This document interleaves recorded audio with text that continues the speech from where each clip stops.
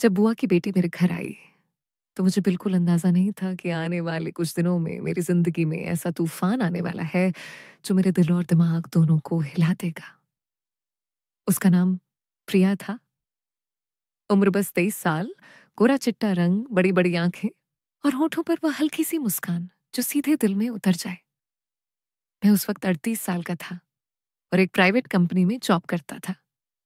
पापा अपने काम में व्यस्त, मम्मी पूरे दिन घर के काम में लगी रहती और मेरा ज्यादातर वक्त या तो दफ्तर में बीतता या अपने कमरे में। लेकिन जिस दिन प्रिया ने हमारे घर में कदम रखा, घर का माहौल जैसे बदल गया। वो पढ़ाई के बहाने यहाँ आई थी क्योंकि बुआ कहती थी कि दिल्ली में रहकर अच्छे कॉलेज में एडमिशन ले ले। लेकिन मुझे लगता था कि उसके आने के पीछे कोई और वजह भी थी, क्योंकि उसकी नजरें कई बार मुझ पर ऐसी ठहर जाती कि जैसे कुछ कहना चाहती हूँ। पहले दिन तो सब नॉर्मल था। उसने मम्मी की मदद की, मेरे कमरे के सामने वाले कमरे में अपना सामान रखा और शाम को जब मैं ऑफिस से लौटा तो वो हॉल में बैठी चाय पी रही थी। जैसे ही मैंने दरवाजा खोला, उसकी नजर मुझ पर पड़ी और वह हल्के से मुस्कुरा दी। मुझे नहीं पता क्यों, लेकिन उस मुस्कान ने मेरे सीने में कुछ अजीब सी हलचल पैदा कर दी। अगले दिन से मम्मी ने उसे घर के कामों में लगा दिया, लेकिन मैं नोटिस करने लगा कि जब भी मैं घर पर होता वो इधर उधर बहाने से मेरे आसपास ही घूमती। कभी पानी देने आना, कभी पूछना कि भैया आपको चाय बना कर दूं। और मुझे भैया शब्द में भी एक अजीब सी शरारत महसूस होती। एक शाम ऑफिस से लौटकर मैं अपने कमरे में गया तो देखा वो वहां खड़ी मेरी अलमारी में कुछ ढूंढ रही थी। मैंने हैरानी से पूछा, तुम यहाँ क्या कर रही हो? वो थोड़ी घबरा गई, बोली, वो मम्मी ने कहा था आपके पुराने नोट्स ले आऊं। लेकिन उसकी आवाज में घबराहट साफ थी, जैसे वो कोई और चीज देख रही हो। मैं बस उसे देखता रहा और फिर बिना कुछ कहे कमरे से बाहर चला गया। लेकिन उस दिन के बाद जैसे हमारे बीच एक अजीब सा अनकहा रिश्ता बनने लगा। रात को मैं कमरे में बैठा लैपटॉप पर काम कर रहा था, तभी दरवाजा हल्का सा खुला और प्रिया अंदर आई। उसके हाथ में एक प्लेट थी जिसमें कटा हुआ फल था।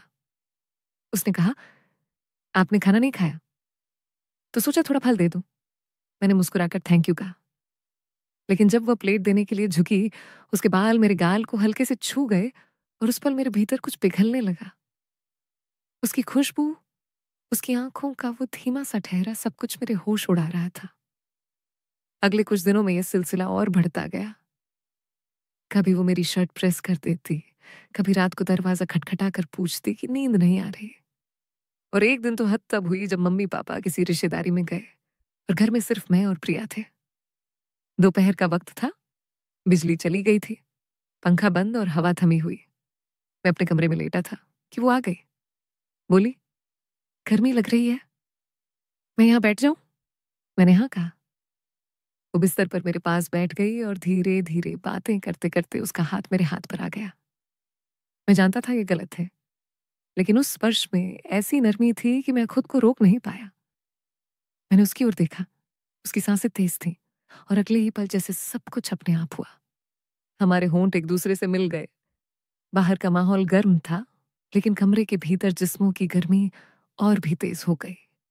और उस दिन जो शुरू हुआ वो सिर्फ एक लम्हे का बहकाव नहीं था, बल्कि एक ऐसे रिश्ते की शुरुआत थी जो मोहब्बत, जुनून और एक खतरनाक रात से भरा था, जिसे अगर मम्मी पापा जान जाते तो शायद सब कुछ बिखर जाता। उस दिन के बाद हमारे बीच जैसे कोई दीवार ही नहीं बची थी। मैं जानता था कि यह रिश्ता गलत है, समाज इसे कभी स्वीकार नहीं करेगा, लेकिन प्रिया के साथ बिताए वह लम्हे मेरे लिए किसी नशे से कम नहीं थे। वह नशा जो एक बार चढ़ जाए तो उतरना नामुमकिन हो। अगले ही दिन जब मम्मी पापा लौटे तो हमने दोनों ने जैसे कुछ हुआ ही नहीं ऐसा दिखाने की कोशिश की, लेकिन हमारी आंखों में जो चमक और होठों पर जो छुपी छुपी मुस्कान थी, शायद वो सिर्फ हम ही पढ़ सकते थे। अब हमारे बीच एक अजीब सा खेल शुरू हो गया था। दिन में हम बिल्कुल सामान्य रहते, लेकिन जैसे ही रात होती हम किसी ना किसी बहाने अकेले हो ही जाते। एक रात मैं अपने कमरे में किताब पढ़ रहा था, तभी हल्की सी दस्तक हुई। मैंने दरवाजा खोला तो सामने प्रिया थी। उसने उंगली होठों पर रखी और चुपचाप अंदर आ गई। दरवाजा बंद किया और बिना कुछ कहे मेरे गले लग गई।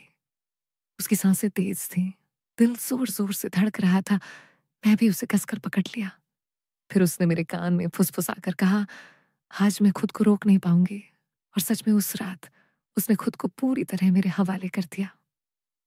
हमारे जिस्म ऐसे मिले जैसे बरसों से एक दूसरे के लिए तरस रहे हो। उसके नाखून मेरी पीठ में ढस दे, उसकी हल्की सी सिसकियां और मेरे सीने पर उसकी पकड़। हर चीज मेरे अंदर एक ज्वालामुखी भड़का रही थी। लेकिन इस सब के बीच मैं नोटिस कर रहा था कि कई बार उसकी आंखों में एक अजीब सी बेचैनी और डर झलकता था, जैसे वो मुझसे कुछ छुपा रही हो। एक दिन मैंने उससे पूछा, "प्रिया, क्या बात है? तुम्हारे अंदर कोई डर है क्या?" वो मुस्कुराई और बोली, "अभी नहीं, सही वक्त आने पर सब बता दूंगी।" मैं समझ नहीं पाया, लेकिन उसकी बातों ने मेरे मन में एक सवाल छोड़ दिया। वैसे ही दिन बीतते गए, लेकिन हमारा रिश्ता और गहरा होता गया। कभी हम किचन में अचानक अकेले होते और हाथ छू जाने पर बिजली सी दौड़ जाती। कभी टीवी देखते देखते वो धीरे धीरे पास आकर बैठ जाती और मेरा हाथ पकड़ लेती। और फिर एक रात मम्मी पापा को गांव जाना पड़ा। 3 दिन के लिए अब घर में बस मैं और प्रिया थे। पहले दिन ही माहौल कुछ अलग था। दोपहर को उसने कहा, "आज खाना हम दोनों साथ में बनाएंगे।" और जैसे ही वह आटा गूंथ रही थी, उसका दुपट्टा फिसल कर नीचे गिरा। मैंने उठाने के लिए हाथ बढ़ाया, लेकिन उसके हाथ ने मेरा हाथ थाम लिया। उसकी आंखों में एक ऐसी चुप्पी थी जो बहुत कुछ कह रही थी। उस पल हम दोनों के बीच का फासला खत्म हो गया। मैं उसके पीछे खड़ा होकर उसकी कमर पकड़ लिया, सहारा लिया। उसके कान के पास हल्के से सांसें छोड़ी और वह कांप उठी। आटा और रसोई सब भूलकर हम फिर एक दूसरे में खो गए। उसके होठों पर मेरी प्यास और मेरे स्पर्श पर उसका बेकाबू होना। ये 3 दिन हमारे लिए किसी हनीमून से कम नहीं थे। लेकिन आखिरी रात, जब हम एक दूसरे की बाहों में थे, तभी उसने अचानक कहा, "अगर मैं तुमसे कुछ कहूं तो तुम मुझे छोड़ तो नहीं दोगे?" मैंने हैरानी से उसे देखा। "ऐसी क्या बात है?" उसने गहरी सांस ली और कहा, "मैं यहाँ पढ़ाई के बहाने नहीं आई थी। मैं तुमसे मिलने आई थी क्योंकि मैं पहले से ही वो रुक गई।" मेरी सांसें अटक गई। पहले से ही क्या? वो मेरी आंखों में देख रही थी, लेकिन उसके होंठ खुलने से पहले ही हमारे कमरे के बाहर से मम्मी पापा के लौटने की आवाज आ गई। वो बात वहीं रुक गई, लेकिन मेरे मन में अब बेचैनी और बढ़ गई थी। मैं जानता था कि प्रिया के पास कोई बड़ा राज है, और शायद वही राज हमारी मोहब्बत को या तो और मजबूत करेगा या पूरी तरह तोड़ देगा। मम्मी पापा की आवाज सुनते ही प्रिया एकदम से मुझसे हटकर अपने कपड़े ठीक करने लगी और मैं भी जैसे होश में आ गया। लेकिन मेरे दिमाग में उसकी अधूरी बात बार बार गूंज रही थी। मैं पहले से ही आखिर वो कहना क्या चाहती थी। उस रात बिस्तर पर लेटे मैं करवटें बदलता रहा। प्रिया अपने कमरे में चली गई थी, लेकिन मुझे लग रहा था कि उसके पास कोई ऐसा सच है जिसे वह बताने से डर रही है। अगले दिन घर का माहौल सामान्य था, लेकिन हमारे बीच का माहौल अब अलग था। उसकी आंखों में अब भी वह पुरानी मोहब्बत और चाहत थी, लेकिन कहीं ना कहीं एक डर भी साफ दिख रहा था। शाम को जब मम्मी पापा टीवी देख रहे थे, मैं बाहर बालकनी में खड़ा था। तभी प्रिया आई। उसके हाथ में कॉफी के 2 मग थे। उसने एक मेरे हाथ में दिया और धीमे से बोली, "आज रात मुझसे मिलना।" मेरे कमरे में उसकी आवाज में एक गंभीरता थी जो पहले कभी नहीं सुनी थी। रात को जब सब सो गए, मैं दबे पांव उसके कमरे में गया। वो खिड़की के पास खड़ी थी। चांदनी उसकी त्वचा पर ऐसे पड़ रही थी जैसे चांदी की परत चढ़ गई हो। उसने मुड़कर मेरी ओर देखा और बिना कुछ कहे आकर मेरे गले लग गई। मैं उसकी गर्म सांसों को अपने सीने पर महसूस कर रहा था। लेकिन फिर उसने खुद को थोड़ा अलग किया और बोली, "मुझे तुम्हें सच बताना है, लेकिन वादा करो सुनकर मुझसे नफरत नहीं करोगे।" मेरा दिल तेजी से धड़कने लगा। मैंने कहा, "प्रिया, तुम जो भी कहोगी, मैं तुम्हारे साथ हूं।" उसने एक लंबी सांस ली। उसकी आंखें भर आई। "मैं यहाँ इसलिए आई थी क्योंकि मैं पहले से ही शादीशुदा हूँ।" मेरे पैरों तले जैसे जमीन खिसक गई। मैं कुछ पल उसके चेहरे को देखता रहा। ये मजाक तो नहीं हो सकता था। उसकी आंखों में आंसू थे और होंठ कांप रहे थे। मैंने कहा, वो रोते हुए बोली, 1 साल पहले पापा के कहने पर मेरी शादी हुई थी, लेकिन मेरा पति वो बहुत बुरा इंसान था। शराब पीकर मुझे मारता-पीटता था, मुझ पर शक करता था। मैंने सब सहा, लेकिन एक दिन वह हद पार कर गया।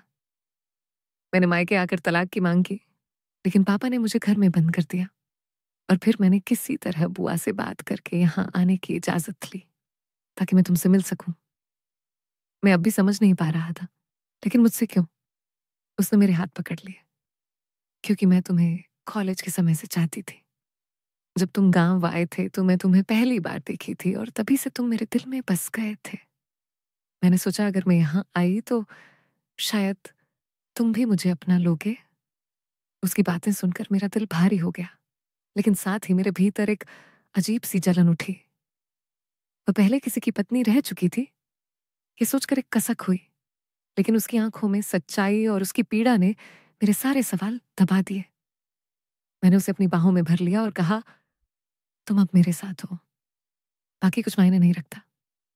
उस रात हम दोनों ने ऐसे एक दूसरे को थामा जैसे कल ना हो। उसके आंसू, उसका दर्द और हमारी चाहत सब मिलकर एक ऐसा रिश्ता बना रहे थे जिसे कोई तोड़ नहीं सकता था। लेकिन मुझे अंदाजा नहीं था कि प्रिया का अतीत इतना आसान नहीं है और उसका वह पति, वो उसे ढूंढते-ढूंढते हमारे शहर तक आ चुका है।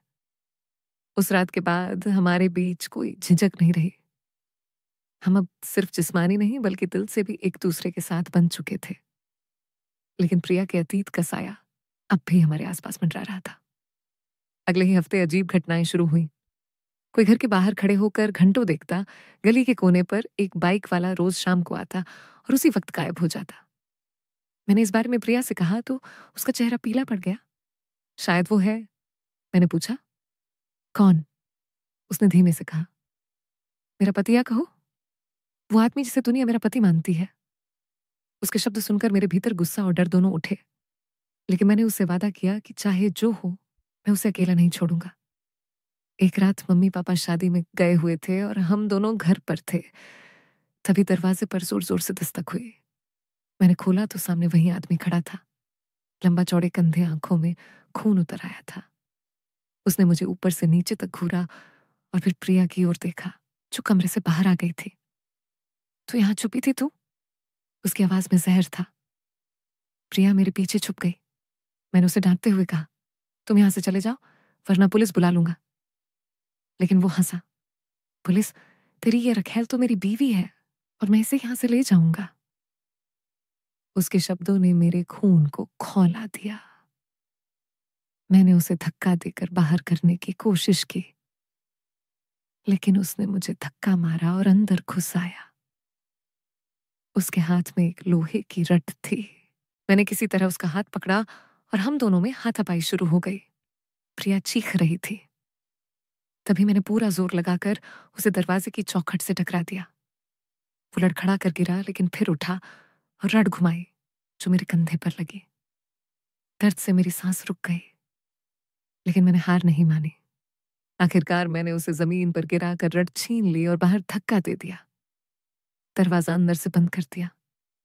हम दोनों हाँफ रहे थे। प्रिया की आंखों में डर के साथ साथ मेरे लिए एक अजीब सी मोहब्बत भी थी।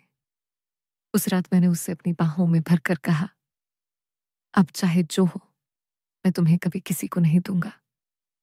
और फिर हमारी सांसें एक दूसरे में ऐसे घुल गईं, जैसे सारी दुनिया का डर और दर्द हमने उसी लम्हे में भुला दिया हो।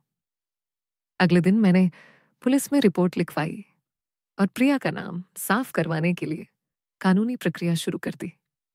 महीनों की जद्दोजहद के बाद उसका तलाक फाइनल हुआ। अब वह पूरी तरह मेरी थी, समाज की नजर में भी और दिल से तो पहले ही। लेकिन उस सफर ने हमें सिखा दिया था कि प्यार सिर्फ चाहत नहीं बल्कि हिम्मत और लड़ाई भी है। आज हमारी शादी को 1 साल हो गया है और हर बारिश की रात जब मैं उसे अपने पास पाता हूँ, उसकी आंखों में वही पुरानी चाहत और होठों पर वही हल्की सी मुस्कान देखकर मुझे लगता है कि हाँ, जब बुआ की बेटी मेरे घर आई थी, तब मेरी जिंदगी में जो तूफान आया था, वह आज मेरी सबसे खूबसूरत मंजिल बन चुका है।